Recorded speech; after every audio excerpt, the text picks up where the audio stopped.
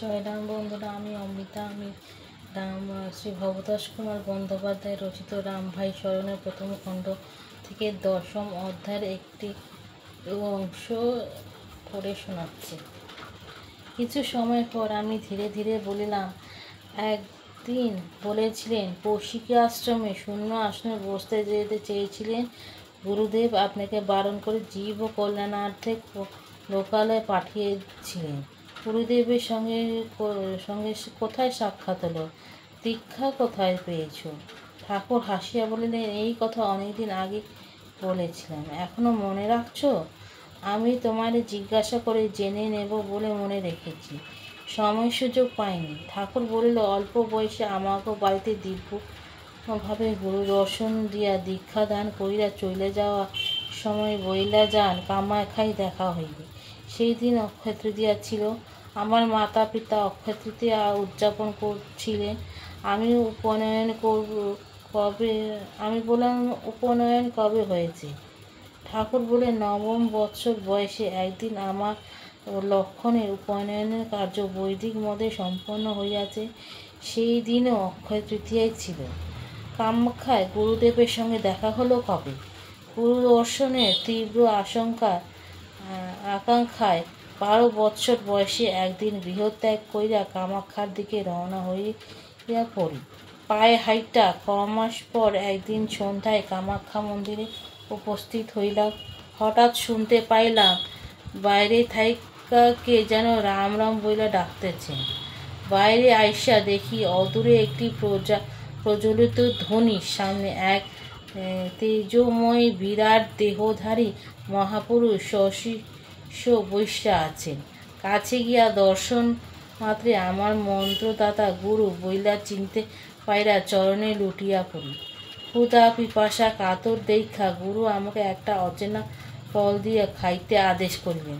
ফলটা খাইতেই আমার ক্ষুধা তৃষ্ণা ক্লান্তি সব দূর হয়ে গেল। শেষ রাতে আমাগারে দুর্গম অরণ্যবৃত্ত এক স্থানে নিয়া বললেন, এইটা বশিষ্ঠাশ্রম। কিন্তু আশ্রম বলতে শুধু একটা গুহা, গভীর জঙ্গল, লোকজন গতি নাই। আশ্রমের পাশ দিয়া ক্ষীণকায়া গঙ্গা অবিরাম বইয়া চলছে। করে এইখানে কদিন অবস্থান করতে বইলা গুরু চইলা যান।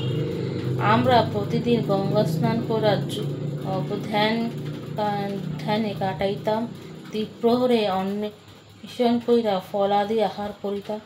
তাতে কিছু প্রয়োজন হইত না। 10ম দিন রাতে গুরু আইসা গড়ে তার সঙ্গে যাইতে বলেন। আমরা তার সঙ্গে 3 দিন 3 রাত চলবার পর এক স্থানে একটি গুহা দেখাইয়া বলিলেন, রাম, তুমি এইখানে বৈশা স্থির মালা জপ ধ্যান করো। ক্ষুধা পাইলে কিছু খাইয়া নিবে। কাছে নদী আছে, সময় হইলে আমি আসিয়া নিব। সশিষ্য গুরু চলিয়া গেলে আমি ওই গুহায় বৈশা স্থির মালা জপ করলাম। দিনান্তরে উঠা কাছে নদীতে গিয়া হাত মুখ ধুইয়া 2-1টি ফল খাইয়া পুনরায় বৈশা থাকতাম। এই স্থানে নানা প্রকার ফলের বাগান ছিল। ওইভাবে কতকাল কাটেছে বলতে পারুম না। অবশেষে একদিন গুরু আইসা ডাইকা তুইলা বলিল, রাম, এখন তুমি দেশে গিয়া মায়ের সেবা যত্নের জন্য কিছু করো। চলো, তোমারে নিয়া যাবো। বইলা চলতে শুরু করি। 2 দিন পর যেই স্থানে উপস্থিত হইলাম তা আমার পরিচিত স্থান। পরে যোগাযোগ হইবে বইলা গুরু অন্তর্হিত হইলেন। এত দীর্ঘদিনের পথ মাত্র 2 দিনে কিভাবে এলো? অসীম শক্তিধর গুরু শক্তিতে সকলই সম্ভব। স্থিরমালা কি? জপ আর ধ্যানই বা কি? শ্বাস না টানা না ফেলা অবস্থায় স্থির থাইকা গুরুদত্ত নাম মহামন্ত্র জপ করলে স্থিরমালা জপ বলে। এই স্থিরমালা জপ দীর্ঘতম স্থিতি কালাবস্থানে ধ্যানের উদয় হয়। ধ্যানের উপর হইলে দেহান্ত বোধ থাকে।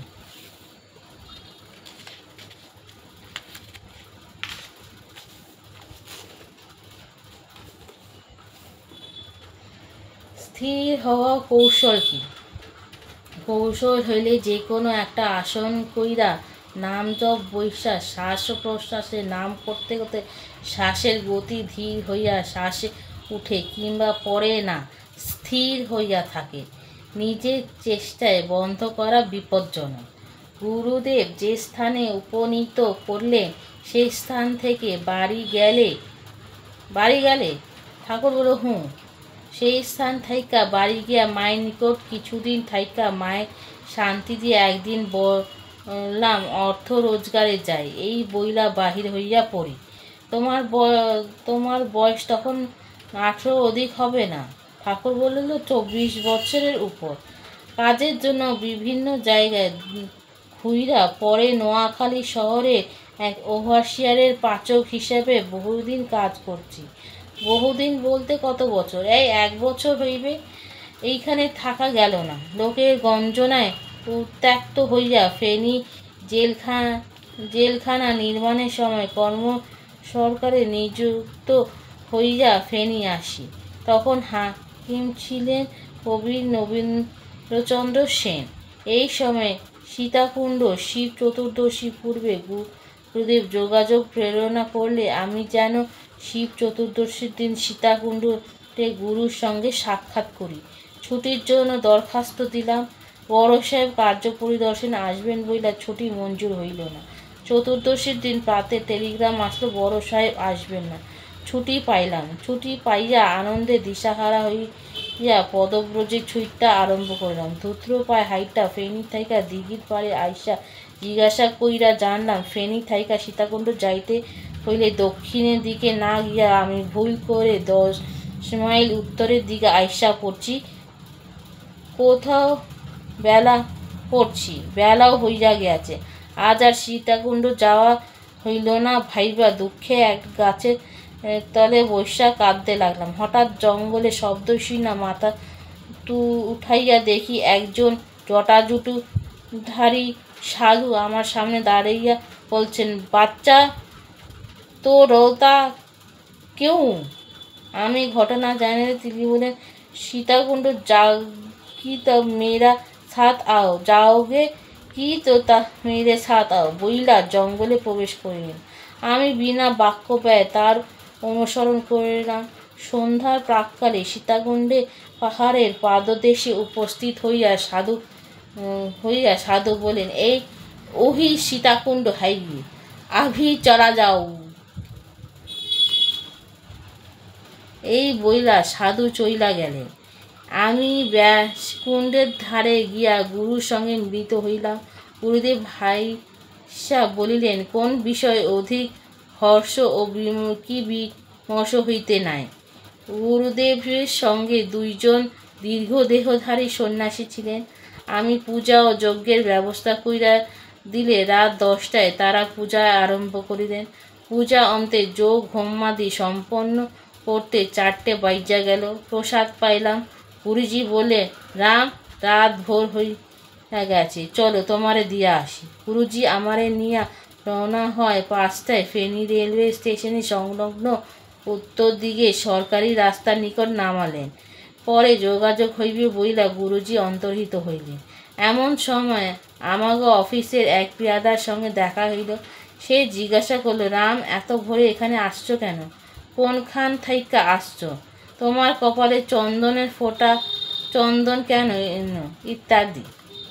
এখানে আমার সঙ্গে দেখা হয়েছে এই কথা প্রকাশ না করার জন্য মিনতি কইরা তারে বইলা দিঘিতে যাইয়া কপালে মুখ হাত ধুইয়া কোয়ার্টার্সের হাজির হইলাম। পেয়াদা কথাটি গোপন রাখে নাই। প্রকাশ করিয়া দেওয়ায় আমার অসুবিধা হইছিল। প্রশ্ন করিলাম, ওই যে বললে সরকারি রাস্তার নিকট নামলে, কিসের থেকে নামলে? ঠাকুর বলে, রাত প্রভাত হওয়ার বিলম্ব কি ছিল না বুঝলা, দুজনে একটা গাছে উঠা ওইখানে আসিয়া আমি নামিয়াছিলাম। গুরুজি বৃক্ষ সমেত অন্তর্হিত হইল। আমি প্রশ্ন করলাম, গুরুজি কি বৃক্ষ সমেত অন্তর্হিত হন? ঠাকুর বলিল, হুঁ। আমি প্রশ্ন করলাম, গুরুজি মহাশক্তিমান, যা ইচ্ছা তাই করতেন? ঠাকুর বললেন, মহাশক্তিমান বই কি, যা ইচ্ছা তাই পড়তে পাইরাও করে নাই। এইটা তাগো বৈশিষ্ট্য। তারা জগতের কল্যাণার্থে বিচরণ করেন। আমি প্রশ্ন করলাম, পরম গুরুদেবের বয়স কত ছিল? ঠাকুর বললেন, 600 বছর। আর আমি প্রশ্ন করলাম, ও বাবা, এখনো চলাফেরা করতে পারেন, তাকে দেখতে কেমন? ঠাকুর বলিলেন, তাকে দেখা এত বয়স বইলা মনেই হয় না। সুঠাম দীর্ঘ দেহ, তপ্ত কাঞ্চনের ন্যায় অঙ্গ, জ্যোতি, বিশাল বৃক্ষ, আজানুলম্বিত বাহু, বাঁকা চরণ যুগল। প্রশ্ন করিলাম, 600 বছর হয়েছে, এখনো সুঠাম দেহ? তুমি 100 বছরও হওনি, অথচ বৃদ্ধ হয়ে পড়েছ। ঠাকুর বলিল, কিসের সঙ্গে কিসের তুলনা করছো? আমি বললাম, ভগবান এক। এই কথায় ঠাকুর হাস্যা দাঁড়াইয়া বলিলেন, চলো ফেরা যাক। বইলা দিঘির পার হইতে রাস্তায় আসিয়া উভয়ের কাঁধে হাত রাইখা 25-30 মিনিট চলার পর আমার কাঁধ হইতে হাত নামাইয়া বলিলেন, এই দেখো, আমাগো দুজনেরই পা দেখা অনুসন্ধান করতে বাহির হইয়াছেন। আমি হাত নামাইয়া তাকাইয়া দেখি, আমার পিতা নামিও হাই স্কুলের সামনে গিয়া আমার বাড়ির রাস্তায় চলিতেছি। আমরা সামনে পুষ্করিণী পাড়ে বাড়ির অনেকেই উৎসুকভাবে তাকাইতেছে। নিকটস্থ হইলে পিতা ঠাকুর জিজ্ঞাসা করিলেন, বাবা কোথায় গিয়েছিলেন? হাঁটিতে হাঁটিতে ঠাকুর উত্তর দিলেন, একটু বাড়াইয়া আসলাম। পিতা ঠাকুর ভাই জানিতে চাহিলেন, এমন গরমে কোথায় গিয়েছিলাম? ঠাকুর ভাইয়ের নিকট বলিবার সময় বরদা ও বর্দি আসিলেন। আমি সংক্ষেপে সব বলিবার পর তাহারা আশ্চর্যান্বিত হইয়া বলিলেন, হাঁটিতে গিয়াছ, হাঁটিয়া আসিয়াছ, কিছুই বুঝিতে পারো নাই? বলিলাম, হাঁটিবার সময় ঠাকুরের পা আমার পায়ে বহুবার লাগিয়াছে, কিন্তু কিছু ধরিতে পারি নাই। বরদা বলিলেন, বিভূতি একটা ঘটিয়াছে, নতুবা এমন হইতে পারে না। যাক, এখন এই কথা কাহারও নিকট প্রকাশ করিবে না। 8ই শ্রাবণ রাত্রিতে ঠাকুর বলিলেন, আগামীকাল দিবা 8টায় বাবু আমারে মোটরে লইয়া চৌমুনি উপেন্দ্রবাবুর বাসায় গিয়া দিয়া আসবেন। পিতা ঠাকুর বলিলেন, বাবা আরও কিছুদিন থাইক্কা যান। ঠাকুর বলিলেন, এই যাত্রায় আর থাকা হইবে না, ভবিষ্যতে আইসা থাকুন। পরদিন 8টা বাজিলে ঠাকুরকে লইয়া রওনা হইলাম। ফেনী শহরে রাস্তায় পার হইয়া চৌমুনি কাছায় রাস্তায় পৌঁছিলে রাস্তায় জঘন্য দুরবস্থা দেখা গাড়ির ড্রাইভার আমাকে বলিলেন, ছোটবাবু, ঠাকুর ঠিক থাকিতে পারিবেন না, আপনি ঠাকুরকে ধইরা বসেন। আমি ঠাকুরকে ধইরা বসলাম, কিন্তু তৎসত্ত্বেও ঠিক রাখা অসম্ভব দেখিয়া ঠাকুর আমার কোলে টানিয়া জড়াইয়া ধরিয়া বসিলাম। এইভাবে অতি কষ্টে বেলা 11টায় উপেন্দ্র সাহার বাসায় উপস্থিত হইলাম। উপেন্দ্রবাবু দৌড়াইয়া আসিয়া ঠাকুরকে ধইরা লইয়া গেলেন। আমি ঠাকুরকে পুটুলিটি লইয়া বাসায় যাই। 2টায় ঠাকুরের নিকট যাইয়া দেখি ঠাকুর পা টিপিতেছেন। চৌকির উপর আমি বসিলে ঠাকুর চরণ দুখানি আমার দিকে প্রসারিত কইরা দিলে আমি কোলের উপর রাইখা টিপিতে লাগিলাম। ঠাকুর বলিতে আরম্ভ করিলেন, ঠাকুরের আমার জন্য দুঃখ কইর না, আমি বৃদ্ধ হয়েছি, অতি বৃদ্ধ হয়েছি, এখন পা দুইটি নিয়ে হাঁটতে পারি না। অথচ এমন দিন গেছে যখন এই পা দুইটা নিয়া তুষারাচ্ছন্ন হিমালয়ের পাদদেশে থাইকা আরোহণ শুরু কইরা অভ্রভেদী শিখরের দেশ অতিক্রম কইরা অপারে নইমা গেছি। কোথাও বিন্দুমাত্র বিশ্রাম নিতে হয় না। এখন সেই পা দুটি চলিতে চায় না। পাষাণের মতো যে দেহ ছিল, সেও দেহটিও আজ মোটর গাড়ির ঝাঁকুনি থাইকা অব্যাহতির জন্য আমাকে কোলে নিয়ে আসছ। আমার জন্য ভাবনা নাই, ধৈর্য ধারণ কইরা থাকো। আমি টিপতে হইবে না, ব্যথা চইলা গেছে। আমি বললাম, এখন আমি চলে যাব? শ্রীপাদ পদে প্রণাম করিয়া মাথায় হাত দিয়া জয় গোবিন্দ উচ্চারণ করিলেন। আমি রওনা হইয়া আসিলাম। আজকে আমি এই ভিডিওটা এখানেই শেষ করলাম। আজকে 10ম অধ্যায় পুরোপুরি শেষ হলো। আমি পরবর্তী অধ্যায় নিয়ে নতুন একটা ভিডিও নিয়ে আপনাদের কাছে আসব। আমার এই প্রচেষ্টাটা আপনাদের ভালো লেগে থাকলে যারা ইউটিউবে দেখবেন তারা লাইক, শেয়ার অ্যান্ড সাবস্ক্রাইব করবেন, কমেন্টস করবেন। আর যারা ফেসবুকে দেখে থাকবেন তারাও লাইক, শেয়ার, ফলো করবেন, কমেন্টস করবেন, আর পারলে সাবস্ক্রাইবও করে রাখবেন। জয় রাম।